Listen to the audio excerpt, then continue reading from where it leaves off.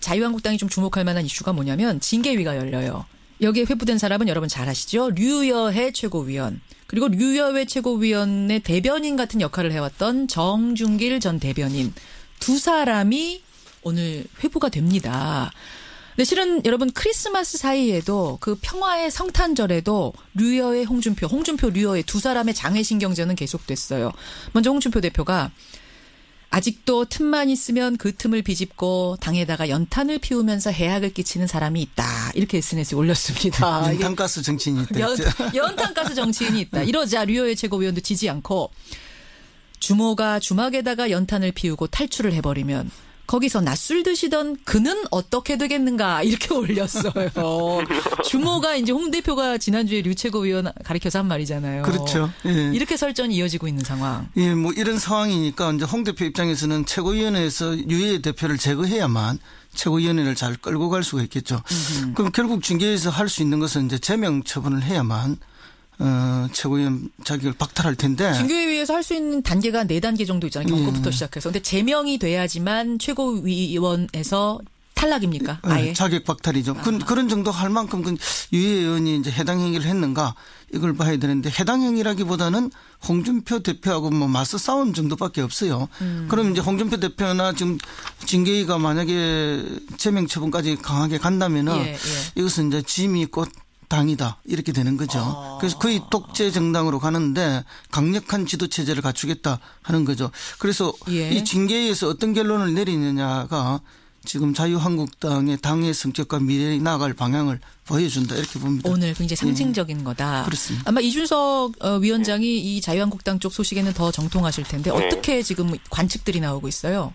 물론 지금 이제 홍 대표가 윤리위에서 이걸 처리하겠다는 의지가 강하지만은 지금 제가 봤을 때는 유여해 최고위원이 홍준표 대표를 역시 본인도 이제 품위 유지 못했다는 이유로 홍준표 대표를 걸겠다라고 이야기하고 있거든요, 윤리위에. 예. 그런데 우리가 잘 알지만은 윤리위에서 원래 제명할 때 현역 의원이면은 뭐 3분의 2 이상의 의결이 필요하고 이런 절차가 있지 않습니까? 그런데 홍준표 대표도 현역 의원이 아니고요, 유여해 최고위원도 현역 의원이 아닙니다. 그러네요. 그러다 보니까 두 분 다 진짜 막말 징계를 많이 받는다고 한다면 두 분 다 잘릴 수 있는 건 윤리위에서.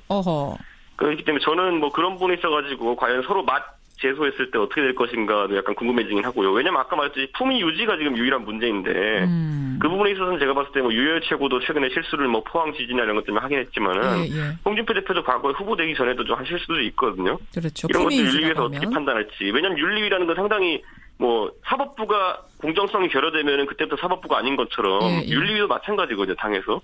이게 세력 간의 싸움의 도구로 사용되면 안 되는 것이고 최종 중재자가 돼야 되는 것인데 저는 그래서 전격적으로 윤리위에서 둘 다 가벼운 경고만 하고 끝날 수도 있다. 이런 생각이 들기도 합니다. 뭐 제가 기억하고 있던 시절에 정상적인 새누리당 윤리위라면 그 정도 판단할 겁니다. 정상적이라면 합리적이라면 경고 이상 주긴 좀 어렵다 이 상황에서. 그렇죠. 상황 자체는 그렇죠. 원래 윤리위가 뭐 더 강하게 징계를 잘 못해요. 그런데 이제 지금 이게 홍준표 윤리위 아닙니까? 홍준표 윤리위고 홍준표 자체가. 대표의 자신감이 지금 충만해 있는 시기란 말입니다. 그렇습니다. 그렇기 때문에 이제 어떤 결과를 만들어낼지 한번 지켜봐야 되는데요. 그 결과가 이제 뭐 앞으로 홍준표 대표의 당 운영 방법이라든지 장악에 대한 걸 다 말해줄 텐데 지금 홍준표 대표가 계속 이야기하고 있는 것은 보면은 뭐 내년 공천도 거의 다 전략 공천하겠다는 거예요. 경선 필요 없다. 그렇죠. 경선 그런 거 해봐야 본선 경쟁력만 해친다. 지금 이런 태도거든요. 유일하게 경선할 수 있는 데는 대구 경북 말고는 없다. 뭐 이런 정도이기 때문에 그 당의 성격이 이제 어떻게 갈 것인가 짐작되는 바가 있습니다. 그러면 결국 윤리위에서 징계 수위가 어떻게 될 것인가 상식을 좀 뒤엎는 수준이 나오지 않을까 저는 뭐 그렇게 예측을 합니다. 제명까지도 상식을 뒤엎으면서 갈 수도 있다. 그런데 이제 유여해 최고위원이랑 행동을 같이 하고 있는 정준길 전 대변인 이분이 검사 출신이거든요. 맞아요. 이 금태섭 의원님이랑 동기일 거예요. 맞아요.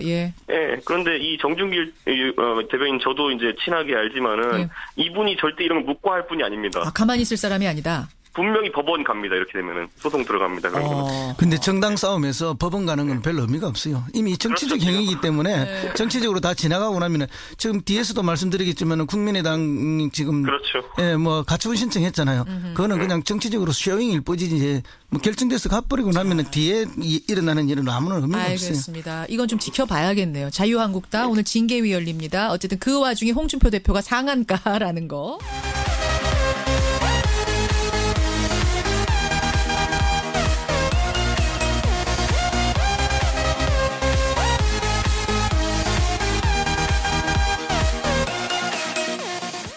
자리하고 있거든요, 윤리위에. 예. 그런데 우리가 잘 알지만은 윤리위에서 원래 제명할 때 현역 의원이면은 뭐 3분의 2 이상의 의결이 필요하고 이런 절차가 있지 않습니까? 예. 그런데 홍준표 대표도 현역 의원이 아니고요. 유효회 최고위원도 현역 의원이 아닙니다. 그러네요. 그러다 보니까 두 분 다 진짜 막말 징계를 많이 받는다고 한다면은 두 분 다 잘릴 수 있는 건 윤리위에서. 어허.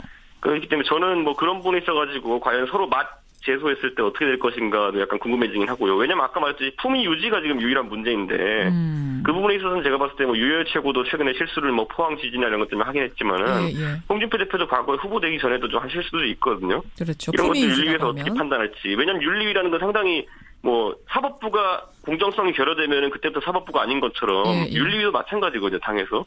이게 세력 간의 싸움의 도구로 사용되면 안 되는 것이고 최종 중재자가 돼야 되는 것인데 저는 그래서 전격적으로 윤리위에서 둘 다 가벼운 경고만 하고 끝날 수도 있다. 이런 생각이 들기도 합니다. 뭐 제가 기억하고 있던 시절에 정상적인 새누리당 윤리위라면 그 정도 판단할 겁니다. 정상적이라면 합리적이라면 경고 이상 주긴 좀 어렵다 이 상황에서. 그렇죠. 상황 자체는 그렇죠. 원래 윤리위가 뭐 더 강하게 징계를 잘 못해요. 그런데 이제 지금 이게 홍준표 윤리위 아닙니까? 홍준표 윤리위고 홍준표 자체가. 대표의 자신감이 지금 충만해 있는 시기란 말입니다. 그렇습니다. 그렇기 때문에 이제 어떤 결과를 만들어낼지 한번 지켜봐야 되는데요.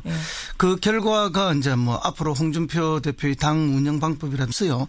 그럼 이제 홍준표 대표나 지금 징계위가 만약에 제명 처분까지 강하게 간다면은 이것은 이제 짐이 곧 당이다 이렇게 되는 거죠. 그래서 거의 독재 정당으로 가는데 강력한 지도 체제를 갖추겠다 하는 거죠. 그래서 이 징계위에서 어떤 결론을 내리느냐가 지금 자유한국당의 당의 성격과 미래에 나아갈 방향을 보여준다 이렇게 봅니다. 오늘 굉장히 상징적인 거다. 그렇습니다. 아마 이준석 위원장이 이 자유한국당 쪽 소식에는 더 정통하실 텐데 어떻게 지금 관측들이 나오고 있어요?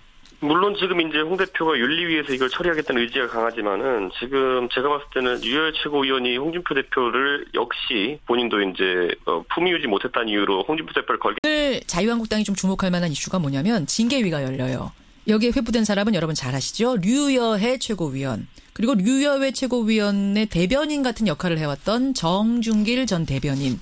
두 사람이 오늘 회부가 됩니다. 근데 실은 여러분 크리스마스 사이에도 그 평화의 성탄절에도 류여해 홍준표 류여해 두 사람의 장외신경전은 계속됐어요. 먼저 홍준표 대표가 아직도 틈만 있으면 그 틈을 비집고 당에다가 연탄을 피우면서 해악을 끼치는 사람이 있다. 이렇게 SNS에 올렸습니다. 연탄가스 정치인이 있다. 연탄가스 정치인이 있다. 이러자 류여해 최고위원도 지지 않고 주모가 주막에다가 연탄을 피우고 탈출을 해버리면 거기서 낮술 드시던 그는 어떻게 되겠는가 이렇게 올렸어요. 주모가 이제 홍 대표가 지난주에 류 최고위원 가리켜서 한 말이잖아요. 그렇죠. 예. 이렇게 설전이 이어지고 있는 상황. 예, 뭐 이런 상황이니까 이제 홍 대표 입장에서는 최고위원회에서 유해 대표를 제거해야만 최고위원회를 잘 끌고 갈 수가 있겠죠.